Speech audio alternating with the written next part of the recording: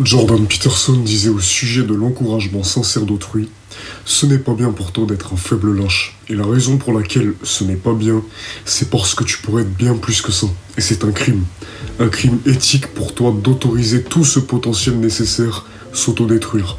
Cela te blesse toi, ta famille, le monde entier. Et pourtant, je me suis interrogé. Ces beaux mots ne seraient-ils toujours pas trop gentils ? La gentillesse forgerait-elle plus un homme que la douleur? Je précise que cette vidéo est adressée aux hommes puisque je ne suis pas une femme et je ne connais donc pas vraiment leur situation. Commençons tout d'abord chez l'enfant. Comprenons déjà qu'encouragement et compliment sont deux choses certes similaires sur la forme mais distinctes sur le fond.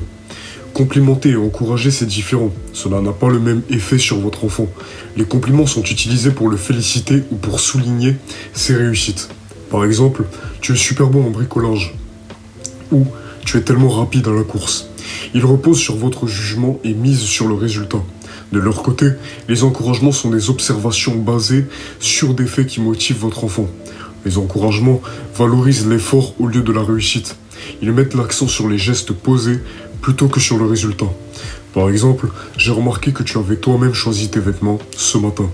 Ou j'ai confiance en toi et je sais que tu peux faire de ton mieux pour brosser tes dents. Maintenant, voyons en quoi les compliments ont leurs limites. En effet, ils pourraient causer, surtout chez l'enfant qui forge encore ses valeurs et ses comportements, une nécessité de validation chez autrui. En revanche, les encouragements, eux, aident à un bon développement de la confiance en soi chez l'enfant. Sortons maintenant du cadre de l'enfance. En quoi serait-ce différent chez un adolescent ou même encore un adulte? C'est un discours redondant, mais c'est par la douleur que l'on se forge. Elle construit bien plus qu'un encouragement. L'encouragement, aussi bon qu'il soit, reste trop clément. Il permet à la personne de se réconforter sans jamais changer, du moins pas autant que si elle avait des pensées qui la hantent constamment. Rabâcher un maigre sans cesse qu'il est maigre lui fera comprendre que quelque chose ne va pas. En effet, le sexe masculin plus particulièrement fait constamment face à l'adversité. Et quoi de mieux que de prouver à nos ennemis qu'ils avaient tort. La résilience que cette épreuve nous bâtira nous servira tout au long de notre vie. Dans un monde de plus en plus fou, il est nécessaire de rester de marbre face à tout ce qui nous entoure, au risque de plonger dans cette même folie. Cette douleur que l'on ressent, cette sensation de faiblesse se transformera en volonté intrépide de réussir. Nous nous verrons sous un jour différent. Nous comprendrons que nous sommes forts. Et c'est ce que nous voyons chez nos modèles et inspirations.